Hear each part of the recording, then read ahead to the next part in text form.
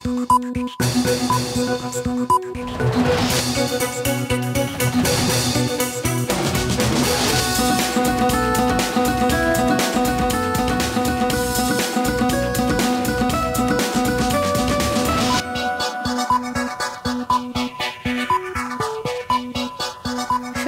সবাইকে স্বাগত রাতের মাছরাঙা সংবাদে আপনাদের সঙ্গে আছেন ফারহানা পারভিন। শুরুতেই জানিয়ে দিচ্ছি গার্ডিয়ান লাইফ ইন্স্যুরেন্স সংবাদ শিরোনাম।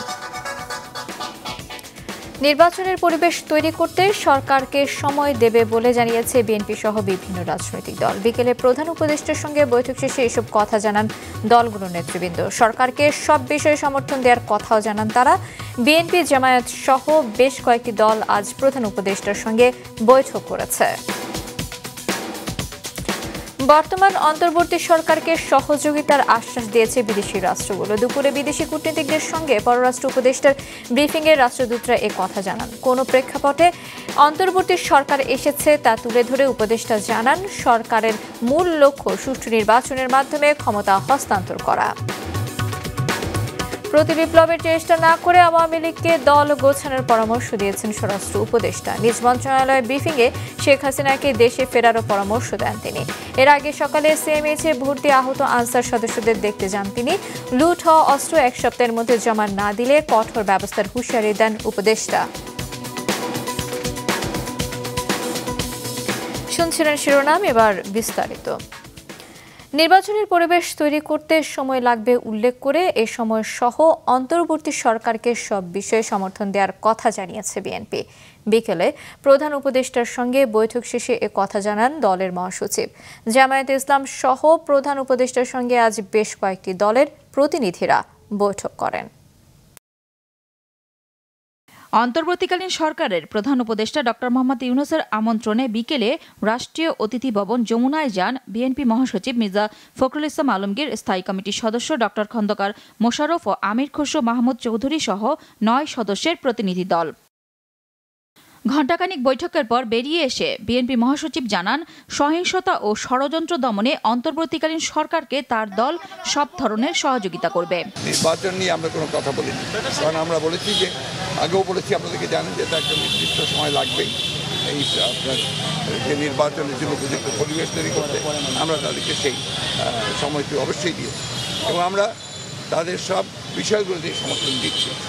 আমরা একটা কথা খুব পরিষ্কার করে বলেছি যে বর্তমানে দেশে যে অস্থিরতা সৃষ্টি করা হচ্ছে, চেষ্টা করা হচ্ছে, যে বিশৃঙ্খলা সৃষ্টি করা হচ্ছে এবং সাম্প্রদায়িকতার যে ধোঁয়া তোলা হচ্ছে, এইগুলোতে জনগণ যেন বিভ্রান্ত না হয় এবং জনগণ যেন ঠিক পূর্বের মতোই সেই সাম্প্রদায়িক সম্প্রীতিকে অক্ষুণ্ণ রেখে, জনগণ নিরাপত্তাকে অক্ষুণ্ণ রেখে তারা যেন এই সরকারকে সহায়তা করে।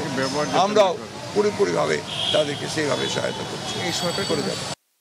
জামাতে ইসলামের আমির শফিকুর রহমানের নেতৃত্বে একটি প্রতিনিধি দলও যমুনায় যান প্রধান উপদেষ্টার সাথে বৈঠক করতে। পরে জামাতের আমির জানান, সাম্প্রদায়িক সম্প্রীতি নষ্ট করার চেষ্টা চলছে ভারত থেকে। কোনো দেশ এখানে জড়ায়ে পড়ছে বিশেষভাবে, সেই দেশেরই বিবেকবান মিডিয়াগুলো এখন তার প্রতিবাদ করছে যে এটা অসত্য। যেভাবে বাংলাদেশের ব্যাপারে পরিবেশ তৈরি করা হচ্ছে, ভীতি সৃষ্টি করা হচ্ছে, বাংলাদেশের পরিবেশ এমন নয়। বাংলাদেশে কেউ ওরকম পরিস্থিতি সৃষ্টি করতে চাইলেও, কোনো ষড়যন্ত্র করতে চাইলেও জনগণের ঐক্যবদ্ধ প্রতিরোধের মুখে কেউ টিকবে না ইনশাআল্লাহ। এছাড়াও রাত ৯টা পর্যন্ত গণসংহতি আন্দোলন, বাংলাদেশ জাতীয় পার্টি, এবি পার্টি, এনডিএম, গণতন্ত্র মঞ্চ, গণ অধিকার পরিষদ, ইসলামী আন্দোলন বাংলাদেশ পৃথকভাবে প্রধান উপদেষ্টা ডক্টর মোহাম্মদ ইউনূসের সাথে বৈঠক করেন। এই আন্দোলনকারী ছাত্র জনতা নাগরিকদেরকে নিয়ে ২-১ দিনের মধ্যেই জনতার মঞ্চ গঠন করে এই গণহত্যায় জড়িত ঘাতক হাসিনার বিচারের দাবি এবং হাসিনাও তার দোসরদের বিচারের দাবিতে ঢাকা সহ সারা দেশের রাজপথে আমরা অবস্থান নেব। বৈঠকে দেশের আইনশৃঙ্খলা পরিস্থিতি নিয়ন্ত্রণে প্রশাসনকে ঢেলে সাজানোর পাশাপাশি সাম্প্রদায়িক সম্প্রীতি বজায় রাখার তাগিদ দেন বিভিন্ন দলের নেতারা। 15ই আগস্ট সরকারি ছুটি বাতিলের দাবিও করেন অনেকে। নুরুন নাহার উইলি, মাছরাঙা সংবাদ, ঢাকা। অন্তর্বর্তী সরকারের মূল লক্ষ্য সুষ্ঠু নির্বাচনের মাধ্যমে গণতান্ত্রিক প্রক্রিয়ায় ক্ষমতা হস্তান্তর করা। দুপুরে বিদেশি কূটনীতিকদের ব্রিফিংয়ে এ কথা জানিয়েছেন পররাষ্ট্র উপদেষ্টা। কূটনীতিকরা এই সরকারকে সহযোগিতা করার কথা জানান। মাশরাফি রাহাতের রিপোর্ট। কোন প্রেক্ষাপটে বাংলাদেশে অন্তর্বর্তী সরকার দায়িত্ব নিয়েছে মূলত এই বিষয়টি জানাতে রাষ্ট্রীয় অতিথি ভবন পদ্মায় আমন্ত্রণ জানানো হয় বিভিন্ন দেশ ও আন্তর্জাতিক সংস্থার কূটনীতিকদের। অংশ নেন যুক্তরাষ্ট্র, রাশিয়া, ভারত, চীন ও সৌদি আরব সহ প্রায় 51টি দেশের কূটনীতিক। প্রায় 1 ঘন্টা ধরে কূটনীতিকদের বিভিন্ন বিষয়ে অবহিত করেন পররাষ্ট্র উপদেষ্টা। সহযোগিতা চান আন্তর্জাতিক সম্প্রদায়ের। কয়েকজন কূটনীতিক জানান সম্পর্ক এগিয়ে নেওয়ার বিষয়ে গুরুত্ব দিচ্ছেন তারা। We welcome the formation of this interim government, and our policy is to have friendly relations with all the people of Bangladesh. Russia and Bangladesh will continue for many years to flourish. Thank you.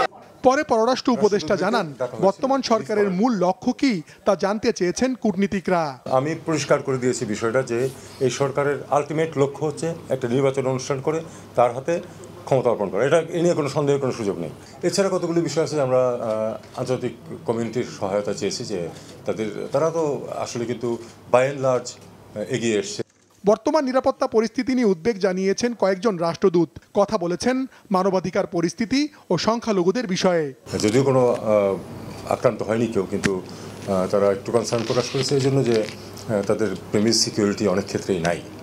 মিলিটারিরা কিছুটা দিয়েছে, mostly তাদের যে চ্যান্সেরিগুলি সেগুলিতে, কিন্তু রাষ্ট্রদূতদের বাসভবন অনেকখানি security নাই।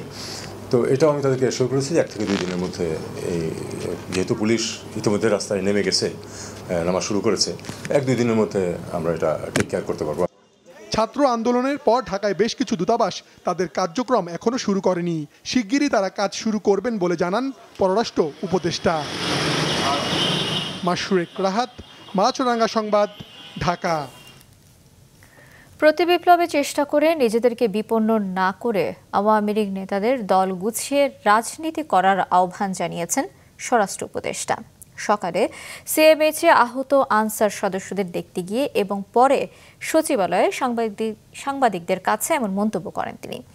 আন্দোলনের সময় লুট হওয়া অস্ত্র 1 সপ্তাহের মধ্যে থানায় জমা না দিলে কঠোর ব্যবস্থা নেওয়ার হুঁশিয়ারি দেন। আন্দোলন চলাকালে গুরুতর আহত আনসার সদস্যদের দেখতে সকালে সিএমএইচে যান স্বরাষ্ট্র উপদেষ্টা। তাদের চিকিৎসার খোঁজখবর নেয়ার পর তিনি জানান মারাত্মক সব অস্ত্র এসেছে সাধারণ মানুষের হাতেও।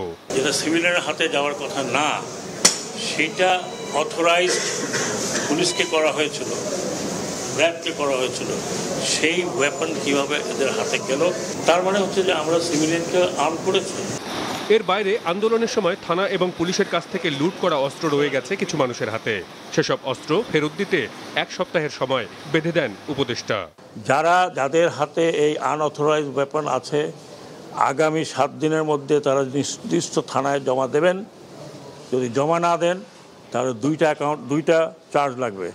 একটা হচ্ছে অবৈধ ওয়েপন, আর একটা হচ্ছে সরকারি নিষিদ্ধ ওয়েপন আপনাদের হাতে।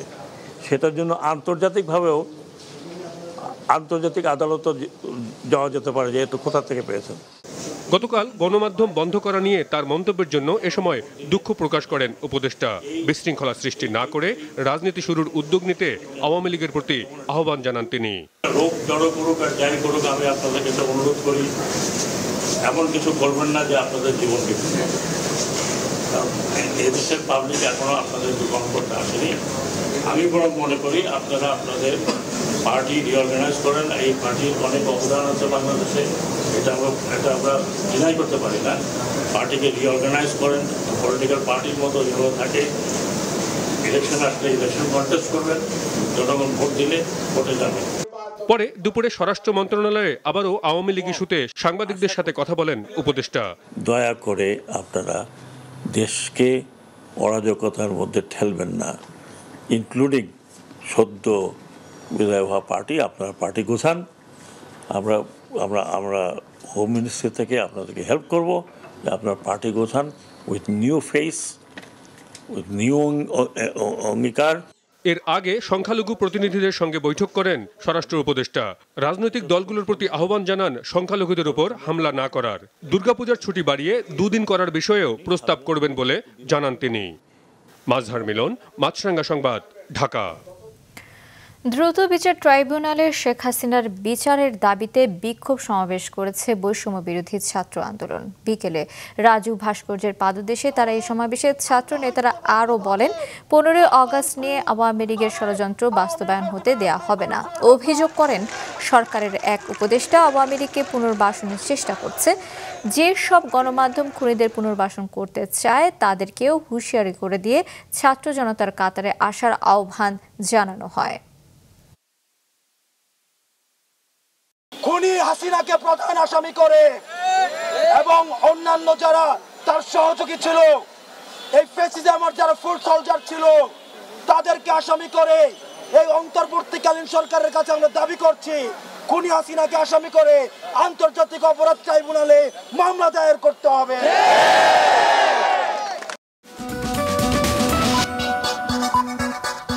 আবার আমন্ত্রণ রাতের মাছরাঙা সংবাদে। বিগত বছরগুলোতে ন্যায় বিচারের মূল্যবোধকে নষ্ট করা হয়েছে বলে মন্তব্য করেছেন নবনিযুক্ত প্রধান বিচারপতি সৈয়দ রেফাত আহমেদ। বলেছেন, ছাত্র জনতার অভ্যুত্থানের মাধ্যমে নতুন স্বাধীনতা অর্জিত হয়েছে। সততা, দক্ষতা এবং নিষ্ঠার সঙ্গে অর্পিত দায়িত্ব পালনের প্রতিশ্রুতি দেন তিনি। সকালে দেশের 25তম প্রধান বিচারপতি সৈয়দ রেফাত আহমেদকে রীতি অনুযায়ী সংবর্ধনা দেয় অ্যাটর্নি জেনারেল কার্যালয় এবং সুপ্রিম কোর্ট আইনজীবী সমিতি। এ সময় প্রধান বিচারপতির কাছে সিন্ডিকেট মুক্ত বিচার বিভাগ এবং জাতির জন্য ন্যায় বিচারের করেন অ্যাটর্নি জেনারেল। মানুষের অধিকার প্রতিষ্ঠায় ন্যায় বিচার নিশ্চিতে কাজ করার কথা জানান প্রধান বিচারপতি। এদিকে 8 দিন পর সুপ্রিম কোর্টের কার্যক্রম শুরু হয়েছে। যে দীর্ঘদিন ধরে অন্যায়কে ন্যায় বলা হয়েছে, তার কারণেই তো এই গণঅভ্যুত্থান। এটা যেহেতু উনি ফিল করেছেন, উনি প্রেক্ষাপটে এটা বলেছেন। বিচার বিভাগে অনেক অনাচার হয়েছে, অন্যায় হয়েছে, অবিচার হয়েছে। সাংবিধানিক শাসন প্রতিষ্ঠায় বিচার বিভাগের ভূমিকা হয়তো প্যাসিভ ছিল, সেটা হয়তো বলতে চেয়েছি। সংখ্যালঘু সম্প্রদায়ের উপাসনালয় এবং বাড়ি ঘরে যারা হামলা করেছে তাদেরকে আইনের আওতায় আনা হবে বলে জানিয়েছেন অন্তর্বর্তীকালীন সরকারের ধর্ম মন্ত্রণালয়ের উপদেষ্টা আ.ফ.ম. খালিদ হোসেন। দুপুরে সচিবালয়ে নিজ মন্ত্রণালয়ে কথা বলেন তিনি। বলেন, ক্ষতিগ্রস্ত ব্যক্তি এবং উপাসনালয়ের তালিকা করে ক্ষতিপূরণের ব্যবস্থা করা হবে। বাংলাদেশের বিভিন্ন জায়গায় ধর্মীয় সংখ্যালঘুদের বাড়িঘর এবং উপাসনালয়ে আক্রমণ হয়েছে। আমরা এটা তীব্র নিন্দা জানাই এবং সংখ্যালঘু সম্প্রদায়ের পাশে ধর্ম মন্ত্রণালয় সবসময় আছে। মাঝখানে পুলিশের অনুপস্থিতির কারণে এই আক্রমণটা একটু বেশি হয়েছে। এখন পুলিশ যেহেতু যোগদান করেছে, আমরা ইনশাল্লাহ আশাবাদী আর এরকম দুর্ঘটনা আর ঘটবে না। প্রায় এক সপ্তাহ পর রাজধানীতে কাজে ফিরতে শুরু করেছে ট্রাফিক পুলিশ সদস্যরা। তবে এখনও রাস্তায় যান চলাচল নিয়ন্ত্রণে কাজ করে যাচ্ছে শিক্ষার্থীরা। এদিকে টোল চালু হওয়ায় স্বস্তিতে এক্সপ্রেসওয়ে ব্যবহার করতে পারছেন যাত্রীরা। ফলে সড়কে কিছুটা কমেছে যানজট। বিস্তারিত দাউদ হাসানের রিপোর্টে। কোটা সংস্কার আন্দোলনকে কেন্দ্র করে সংঘর্ষে হতাহতের ঘটনার পর বেশ কিছু দাবিতে 6 আগস্ট থেকে কর্মবিরতিতে যায় পুলিশ সদস্যরা। ট্রাফিক পুলিশ না থাকায় ভেঙে পড়ে সড়কের যান নিয়ন্ত্রণ ব্যবস্থা। পরে এই দায়িত্ব নেয় শিক্ষার্থী সহ বিভিন্ন সংগঠন। প্রায় এক সপ্তাহ পর স্বরাষ্ট্র উপদেষ্টা, আইজিপি সহ সংশ্লিষ্টদের কাছ থেকে দাবি পূরণের আশ্বাস পেয়ে থানাগুলোর পাশাপাশি কাজে যোগ দিচ্ছেন ট্রাফিক পুলিশের সদস্যরাও। সকাল থেকে রাজধানীর বিভিন্ন গুরুত্বপূর্ণ পয়েন্টে দেখা গেছে তাদের উপস্থিতি। পাশাপাশি এখনও সড়কে দায়িত্ব পালন করছে শিক্ষার্থী, আনসার সহ বিভিন্ন স্বেচ্ছাসেবী সংগঠনও। আমাদের অবস্থা খুব ভালো। আসলে আমরা নতুনভাবে উজ্জীবিত। আসলে আমরা আজ থেকে আপনি জানেন যে আমাদের গুলশান ট্রাফিক ডিভিশনের অধীনে সবগুলো জায়গায় আমরা কাজ করছি এবং আসলে আমরা মাঠে নেমে খুবই আশাবাদী এবং আমরা আসলে আমাদের খুব ভালো লাগছে। কারণ মানুষ আসলে বলছে যে ট্রাফিক ছাড়া ঢাকা শহর অচল। শিক্ষার্থীরা যেভাবে আমাদেরকে হেল্প করেছে এবং তারা যেভাবে ট্রাফিক নিরসনে কাজ করেছে, তাদের সাধ্য অনুযায়ী এটা নিঃসন্দেহে আসলে অনেক প্রশংসাযোগ্য। তারা আসলে অনেক প্রশংসা দাবি দেয় তাদের কাজগুলো। আমরা চাই যে তারাও আমাদের সঙ্গে থাকুক। এদিকে 24 দিন পর গতকাল বিকেল থেকে ঢাকা এলিভেটেড এক্সপ্রেসওয়েতে টোল আদায় শুরু হওয়ায় চলাচলে ফিরেছে শৃঙ্খলা। এতে স্বস্তি প্রকাশ করেছেন যাত্রীরা। এখন একটু না ভোগান্তি কমবে জনগণের, যত এক্সপ্রেস চালু আছে। চালু হওয়ার পরে আমাদের ভালো হয়েছে, আমার জ্যামজটের জন্য আমরা জ্যামজটে ভুগতেছি না। এটা রাষ্ট্রীয়ভাবে খুবই ক্ষতিগ্রস্ত হয়েছে, এটা আমরা আশা করি নাই। যেহেতু ওরা অনেক টাকা দিয়ে টোলটা করেছে, সেক্ষেত্রে যারা আন্ডারে করা হয়েছে তারা তো অবশ্যই টোলটা নেবে। তবে আন্দোলনকে ঘিরে দুর্বৃত্তের দেয়া আগুনে বনানী ও মহাখালী টোল প্লাজা পড়ে যাওয়ায় সেগুলো বন্ধ রয়েছে। শিগগিরই ম্যানুয়ালি টোল প্লাজা দুটি চালু করার কথা জানিয়েছে কর্তৃপক্ষ। মাঝে দুই টোল প্লাজা, একটা বনানী 2 এবং মহাখালীটা, এটা তো পুড়ে গেছে। আমরা চেষ্টা করছি কিছু কাজ করে আমরা অতি সত্বর এটা আমরা ম্যানুয়ালি চালানোর ব্যবস্থা করব। আর এখানে যে দুটো টোল প্লাজা, আমাদের বনানী 2 টোল প্লাজাতে 4টা বুথ এবং বনানী এবং মহাখালী টোল প্লাজাতে আমাদের 5টা বুথ, মোট 9টা বুথ এবং সেন্ট্রাল কন্ট্রোল বিল্ডিং এখানে ক্ষতিগ্রস্ত, প্রায় আনুমানিক 50 কোটি টাকা মতো ক্ষতি হয়েছে। এদিকে এখনও চালু হয়নি মেট্রো রেল, তবে আগামী শনিবার থেকে এই রেল চলাচল শুরু হবে বলে জানিয়েছে কর্তৃপক্ষ। দাউদ হাসান, মাছরাঙা সংবাদ, ঢাকা। পুলিশ সংগঠিত হয়ে স্বাভাবিক কাজ শুরু করলে ব্যারাকে ফেরত যাবে সেনাবাহিনী। বিকেলে খুলনার শহীদ শেখ আবু নাসর স্টেডিয়ামে সাংবাদিকদের এই কথা জানান সেনাপ্রধান জেনারেল ওয়াকারুজ্জামান। তিনি আরও বলেন, দেশের আইন শৃঙ্খলা পরিস্থিতির উন্নতি আশাব্যঞ্জক। পরিস্থিতির আরও উন্নতি হলে সকল নিয়মিত বাহিনী সন্ত্রাস দমনে তাদের অভিযান পরিচালনা করবে। এ সময় তিনি সকল সহিংসতা ত্যাগ করে জনগণের কল্যাণে কাজ করতে রাজনৈতিক দলগুলোর প্রতি আহ্বান জানান। এর আগে তিনি খুলনা বিভাগে কর্মরত সেনা সদস্যদের নানা দিক নির্দেশনা দেন। পরে খুলনার বিভাগীয় প্রশাসন, জেলা প্রশাসন, ডিআইজি, কেএমপি কমিশনার সহ ঊর্ধ্বতন সরকারি কর্মকর্তাদের সঙ্গে বৈঠক করেন। খুব শীঘ্রই একেবারে পরিস্থিতি স্বাভাবিক হয়ে যাবে এবং পুলিশ ফোর্স যখন আবার সুন্দরভাবে তাদের কার্যক্রম শুরু করবে তখন আমরা সেনানিবাসে ফেরত যাব। আমি অনুরোধ করব সমস্ত রাজনৈতিক দলগুলোকে তারা যেন শান্তিপূর্ণভাবে তাদের কার্যক্রম চালিয়ে যাক, কোনো ধরনের যেন ধ্বংসাত্মক কোনো কাজ না করে। সাইবার সিকিউরিটি আইনের সমালোচিত ধারাগুলো পুনর্বিবেচনা করার কথা জানিয়েছেন ডাক, টেলিযোগাযোগ এবং তথ্য ও যোগাযোগ প্রযুক্তি বিষয়ক উপদেষ্টা নাহিদ ইসলাম। দায়িত্ব নেবার পর আজ প্রথমবারের মতো নিজ মন্ত্রণালয়ে তথ্য ও যোগাযোগ প্রযুক্তি বিভাগে অফিস করে সব কথা জানান তিনি। বৈঠকের শুরুতেই শিক্ষার্থীদের আন্দোলনে নিহতদের স্মরণে 1 মিনিট নীরবতা পালন করা হয়। এরপর বিভাগের বিভিন্ন বিষয় নিয়ে আলোচনার পর ব্রিফিংয়ে নাহিদ জানান, ছাত্র জনতার আন্দোলনের সময় ইন্টারনেট বন্ধ ইস্যুতে রিপোর্ট পাওয়ার পর এ ঘটনায় যারা জড়িত তাদের বিরুদ্ধে ব্যবস্থা নেওয়া হবে।